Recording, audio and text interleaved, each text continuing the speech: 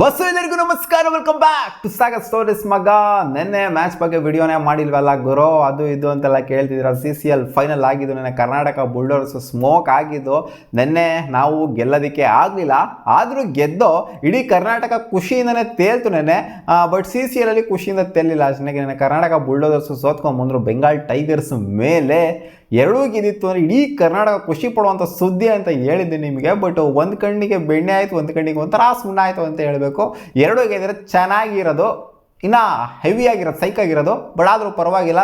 RCB for the very first time ಗೆದ್ದಿರೋದ್ರಿಂದ RCB ಗೆಲುವಿನ ಮುಂದೆ ಇವರ ಸೋಲು, ಕರ್ನಾಟಕ ಬುಲ್ಡರ್ಸ್ ಸೋತ್ರಲ್ಲ ಫೈನಲ್ಸ್ಗೆ ಬಂದ್ಬಿಟ್ಟು. ಸೊ ಇದೇನು ಅಷ್ಟೊಂದು ನಮಗೇನು ಮ್ಯಾಟ್ರ್ ಆಗ್ತಿಲ್ಲ. ಒಂದು ವೇಳೆ RCBನೂ ಸೋತಿ ಕರ್ನಾಟಕ ಬುಲ್ಡರ್ಸ್ ಸೋತೋಗ್ಬಿಟ್ಟಿತ್ತು ಅಂದರೆ, ಎಲ್ಲ ಸೋತೋಗ್ಬಿಟ್ಟಿದ್ರು ಅಂದರೆ, ಇಬ್ಬರು ಸೋತೋಗ್ಬಿಟ್ಟಿದ್ರು ಅಂತಂದರೆ ಸಿಕ್ಕಾಪಡೆ ಅಲ್ಟಾಗಿ ಹೋಗ್ಬಿಡ್ದು. ಏನು ಗುರು, ಒಂಥರ ಬ್ಲ್ಯಾಕ್ ಡೇ ಆಗೋಗ್ಬಿಡ್ತು ನಮ್ಮ RCBಗೆ, ಜೊತೆಗೆ ಕರ್ನಾಟಕಕ್ಕೆ ಒಂಥರ ಬ್ಲ್ಯಾಕ್ ಡೇ ಆಗೋ ಥರ ಆಗ್ಬಿಟ್ಟಿತ್ತು. ಬಟ್ ಕರ್ನಾಟಕ ಬುಲ್ಡರ್ಸು ಇಲ್ಲಿವರೆಗೂ ಬಂದಿರೋದು ಸಖತ್ತು, ಅವರಿಗೆ ರೆಸ್ಪೆಕ್ಟ್ ಕೊಡಬೇಕು, ಜೊತೆಗೆ ಒಂದು ಸೆಲ್ಯೂಟ್ ಹೊಡಿಬೇಕು. ಯಾಕಂದರೆ ಇಲ್ಲೂ ಕೂಡ ಕಾಂಪಿಟೇಷನ್ ಇದೆ. ಕರ್ನಾಟಕ ಬುಲ್ಡರ್ಸ್ 7ನೇ ಸಲ ಫೈನಲ್ಗೆ ಕ್ವಾಲಿಫೈ ಆಗಿರೋದು, most by any team. So ಈ ಥರ ಫೈನಲ್ಸ್ವರೆಗೂ ಹೋಗಬೇಕು ಅಂತಂದರೆ, ಟ್ರೋಫಿ ಕೂಡ ಗೆದ್ದಿರೋ 2-3 ಸಲ, ಅದು ಸೆಕೆಂಡ್ರಿ. ಬಟ್ ಆದರೆ ಫೈನಲ್ಸ್ವರೆಗೂ ಹೋಗಬೇಕು ಅಂದರೆ ಕನ್ಸಿಸ್ಟೆಂಟಾಗಿ ಇಷ್ಟೊಂದು ಸಲ ಹೋಗಬೇಕು ಅಂತಂದರೆ one of the reputed team ಅಂತ ಹೇಳಬೇಕು CCL ಅಲ್ಲಿ. ನಿನ್ನೆ ಫಸ್ಟ್ ಬ್ಯಾಟಿಂಗ್ ಆಡ್ತಾರೆ ಬೆಂಗಾಲ್ ಟೈಗರ್ಸ್ ಅವರು. ಫಸ್ಟ್ ನಾನಂತೂ ಮ್ಯಾಚ್ನ ನೋಡಿಲ್ಲ, ಟು ಬಿ ಹಾನೆಸ್ಟ್ ಆಗಿ ಹೇಳಬೇಕು ಅಂದರೆ. ಯಾಕಂದರೆ RCB ಮ್ಯಾಚ್ ಬ್ಯುಸಿ ಆಗಿದ್ದರಿಂದ ಈ ಮ್ಯಾಚ್ನ ನೋಡೋದಕ್ಕೆ ಆಗಲಿಲ್ಲ. 118 ರನ್ನ ಫಸ್ಟ್ ಬ್ಯಾಟಿಂಗ್ ಆಗ್ಬಿಟ್ಟು ಹೊಡಿತಾನೆ. ಅಲ್ಲಿ ಮಧ್ಯ ನೋಡ್ತಾ ಇದ್ದೆ, ಬಟ್ ಅಷ್ಟು ಕ್ಲಿಯರ್ ಕಟ್ಟಾಗಿ ನೋಡಿಲ್ಲ. 118 ರನ್ನ ಫಸ್ಟ್ ಇನ್ನಿಂಗ್ಸಲ್ಲಿ ಹೊಡಿತಾರೆ. 4 ವಿಕೆಟ್ನ ಕಳ್ಕೊಂಡು ಬೆಂಗಾಲ್ ಟೈಗರ್ಸರು ಫಸ್ಟ್ ಇನ್ನಿಂಗ್ಸಲ್ಲೇ ಒಂದು ಸ್ವಲ್ಪ ಡಾಮಿನೇಟ್ ಮಾಡಿದ್ರು ಅಂತ ಹೇಳಬೇಕು. ಕರ್ನಾಟಕ ಬುಲ್ಡರ್ಸ್ ಎಲ್ಲಿ ಹಿಂದೆ ಉಳ್ಕೊಂಡ್ರು ಅಂತಂದರೆ, ಫಸ್ಟ್ ಇನ್ನಿಂಗ್ಸಲ್ಲೇ ಹಿಂದೆ ಉಳ್ಕೊಂಡಿದ್ದು. ಬ್ಯಾಟಿಂಗ್ ಆಡಬೇಕಾದ್ರೆ ಜಸ್ಟ್ 86 ರನ್ ಅಷ್ಟೇ ಹೊಡೆದಿದ್ದು, 7 ವಿಕೆಟ್ನ ಕಳ್ಕೊಂಡು. ಫಸ್ಟ್ ಇನ್ನಿಂಗ್ಸಲ್ಲಿ JK ಅವ್ರು ಸ್ವಲ್ಪ ಕಾಂಟ್ರಿಬ್ಯೂಟ್ ಮಾಡಿದ್ರು, ಜೊತೆಗೆ ಪ್ರದೀಪ್ ಅವ್ರು ಸ್ವಲ್ಪ ಕಾಂಟ್ರಿಬ್ಯೂಟ್ ಮಾಡಿದ್ರು. 30+ ಕಾಂಟ್ರಿಬ್ಯೂಟ್ ಮಾಡಿದ್ದಾರೆ ಇಬ್ಬರು ಕೂಡ. ಇವರಿಬ್ಬರ ಪರ್ಫಾರ್ಮೆನ್ಸ್ ಇಂದ 86 ಮೋಸ್ಟ್ ಎಕ್ಸ್ಪೆಕ್ಟೆಡ್ ಬ್ಯಾಟರ್ಸ್ ಎಲ್ಲ ಏನಿದ್ರು, ಸೊ ಅಷ್ಟೊಂದು ಕಾಂಟ್ರಿಬ್ಯೂಟ್ ಮಾಡೋದಕ್ಕಾಗಿಲ್ಲ ಫಸ್ಟ್ ಇನ್ನಿಂಗ್ಸ್ ಅಲ್ಲಿ. ನಮ್ಮ ಕರ್ನಾಟಕ ಬುಲ್ಡರ್ಸ್ ಹಿಂದೆ ಉಳ್ಕೊಂಡ್ರು ಅಂತ ಹೇಳ್ಬೇಕು. ಸುಮಾರು ರನ್ನಿಂದ ಹಿಂದೆ ಉಳ್ಕೊಂಡ್ರು, ಅರೌಂಡ್ 40 ರನ್ನಿಂದ ಹಿಂದೆ ಉಳ್ಕೊಂಡ್ರು, ಅರೌಂಡ್ ಹೇಳ್ತಾ ಇರೋದು ಅಪ್ರಾಕ್ಸಿಮೇಟ್ಲಿ. ಟೈಗರ್ಸ್ ಬಂದ್ಬಿಟ್ಟು ತಿರ್ಗಾ ಬ್ಯಾಟಿಂಗ್ನ ಆಡ್ತಾರೆ, 105 ರನ್ ಹೊಡಿತಾರೆ, 4 ವಿಕೆಟ್ ನಷ್ಟಕ್ಕೆ. ಟೋಟಲ್ ಆಗಿ ಕರ್ನಾಟಕ ಬುಲ್ಡರ್ಸ್ಗೆ ಬೇಕಾಗುತ್ತೆ 137 ರನ್ನು ಟಾರ್ಗೆಟ್ ಆಗಿ ಕೊಡ್ತಾರೆ ಕಡೆ ಇನ್ನಿಂಗ್ಸಲ್ಲಿ. 137 ರನ್ ಅಂದರೆ ಇಲ್ಲ, ಒಂದು ಕಾನ್ಫಿಡೆನ್ಸ್ ಇರ್ತಿತ್ತೇನೋ. ಇಲ್ಲ ಗುರು, 137 ನಾವೆಲ್ಲ 200 ರನ್ನೆಲ್ಲ 202 ರನ್ನೆಲ್ಲ ಟಾರ್ಗೆಟ್ ಕೊಟ್ಟಿದ್ದೀವಿ ಜಮಾನ್ದಲ್ಲಿ. ಇದೆಲ್ಲ ಮ್ಯಾಟ್ರ್ ಆಗುತ್ತೆ. 137 ರನ್ನೆಲ್ಲ ಆರಾಮಾಗಿ ಹೊಡೆದ್ಬಿಡ್ಬೋದು ಅಂತ ಅನ್ಕೊಂಡಿದ್ವಿ. ಯಾಕಂದರೆ 125ನ ಹೊಡೆದ್ವಿ ನಾವು ಸೆಕೆಂಡ್ ಇನ್ನಿಂಗ್ಸಲ್ಲಿ. 125 ಹೊಡೆದ್ವಿ, ಬಟ್ 137 ಹೊಡೆಯೋದಕ್ಕೆ ಆಗಲಿಲ್ಲ. ಸೊ ಅದರಿಂದನೇ ಬ್ಯಾಕ್ ಫುಟಲ್ಲಿ ಉಳ್ಕೊಂಡು 12 ರನ್ನಿಂದ ಸೋತಿದ್ದೀವಿ ನಾವು ಮ್ಯಾಚ್. ಜಸ್ಟ್ 12 ರನ್ನಿಂದ ಮಗ, ಜಸ್ಟ್ ಮ್ಯಾಟ್ರ್ ಆಫ್ 2 6 ಅಂತ ಹೇಳಬೇಕು.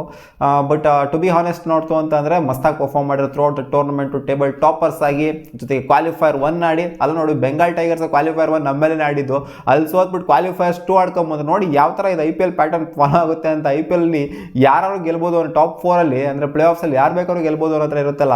ಇವಾಗ ನಮ್ಮ RCBನೇ ತಗೊಳ್ಳಿ, ನಂಬರ್ 3 ಕ್ವಾಲಿಫೈ ಆಗಿದ್ದ RCB ಟ್ರೋಫಿನೇ ಗೆದ್ಬಿಡ್ತು. ಸೊ ಬೆಂಗಾಲ್ ಟೈಗರ್ಸ್ ಒಂಥರ ಅದೇನೇ. ಬೆಂಗಾಲ್ ಟೈಗರ್ಸ್ ಕೂಡ ಟೂರ್ನಮೆಂಟಲ್ಲಿ ಮಸ್ತಾಗಿ ಪರ್ಫಾರ್ಮ್ ಮಾಡಿದ್ರೆ, ಟಾಪ್ ಆಫ್ ದ ಟೇಬಲ್ ಅಲ್ಲಿ ಫಿನಿಶ್ ಮಾಡಿದ್ರು ಟ್ರೋಫಿನ ಎತ್ತಾರೆ ಅನ್ನೋ ಗ್ಯಾರಂಟಿ ಇರೋದಿಲ್ಲ. ಅದೇ ರೀತಿ ನಮ್ಮ ಕರ್ನಾಟಕ ಬುಲ್ಡರ್ಸ್ಗೂ ಆಗಿದ್ದು, ಜೊತೆಗೆ ಡೆಲ್ಲಿ ಕ್ಯಾಪಿಟಲ್ಸ್ಗೂ ಕೂಡ ಆ ಕಡೆ ಆಗಿದ್ದು. ನಮ್ಮ ಕರ್ನಾಟಕ ತಗಲಾಕೊಂಡಿದ್ದು ಫಸ್ಟ್ ಇನ್ನಿಂಗ್ಸಲ್ಲೇ ಜಸ್ಟ್ 80+ ರನ್ ಹೊಡೆದಿದ್ದು, ಅವರು 118 ರನ್ ಹೊಡೆದ್ಬಿಟ್ರಲ್ಲ, ಅಲ್ಲೇ ಸ್ಟ್ರೈಟ್ ಅವೇ ಒಂದು ಬ್ಯಾಕ್ ಫುಟು. ಫಸ್ಟ್ ಇನ್ನಿಂಗ್ಸಲ್ಲಿ ಲೀಡ್ನ ತೊಗೊಳೋದು ಸಿಕ್ಕಾಪಟ್ಟೆ ಇಂಪಾರ್ಟೆಂಟು. ಫಸ್ಟ್ ಇನ್ನಿಂಗ್ಸಲ್ಲಿ ಲೀಡ್ನ ತೊಗೊಳಕ್ಕಾಗಲಿಲ್ಲ ನಾವು. ಸೊ ಅದರಿಂದ straight away back foot. Second ಇನ್ನಿಂಗ್ಸಲ್ಲಿ 137 ರನ್ನು ಟಾರ್ಗೆಟು, 125 ರನ್ ಅಷ್ಟೇ ಹೊಡೆಯೋದಕ್ಕಾಗಿದ್ದು. ರಾಜೀವ್ ಅವರು ಸೆಕೆಂಡ್ ಇನ್ನಿಂಗ್ಸಲ್ಲಿ ಚೆನ್ನಾಗಿ ಪರ್ಫಾರ್ಮ್ ಮಾಡಿದ್ರು, ಬಟ್ ಆದರೆ ಅದನ್ನು ಫುಲ್ಫಿಲ್ ಮಾಡೋದಕ್ಕಾಗಲಿಲ್ಲ. JK ಅವರು ಕೂಡ ಒಂದು ಡಿಸೆಂಟ್ ಕಾಂಟ್ರಿಬ್ಯೂಷನ್ ಕೊಟ್ಟಿದ್ದಾರೆ. ಆಮೇಲೆ ಕರಣ್ ಆರ್ಯನ್ ಕೂಡ ಸಖತ್ತಾಗಿ ಪರ್ಫಾರ್ಮ್ ಮಾಡಿದ್ದಾರೆ. ಬಟ್ ಅದೇ ಆ ಟಾರ್ಗೆಟ್ ಏನಿತ್ತು 137 ಇದನ್ನು ರೀಚ್ ಔಟ್ ಮಾಡೋದಕ್ಕಾಗಿಲ್ಲ. ಅದರಿಂದ ಕರ್ನಾಟಕ ಬುಲ್ಡರ್ಸು ಸೋತಿದ್ದಾರೆ. ಬಟ್ ಡಿಸರ್ವಿಂಗ್ ಅಂತಲೇ ಹೇಳ್ತೀನಿ. ಬೆಂಗಾಲ್ ಟೈಗರ್ಸ್ ಮಸ್ತಾಗಿ ಪರ್ಫಾರ್ಮ್ ಮಾಡಿದ್ದಾರೆ. ಯಾಕಂತಂದರೆ ಏನು ಗುರು ಡಿಸರ್ವಿಂಗ್ ಅಂತೀಯ, ನಮ್ಮ ಕರ್ನಾಟಕ ಬುಲ್ಡರ್ಸ್ ಸೋತೆ ಸ್ವಲ್ಪ ನಿಂಗೆ ಇದಿಲ್ವಾಗಿರೋ ನಿನಗೆ ಅಂತ ಹೇಳ್ಬೋದು.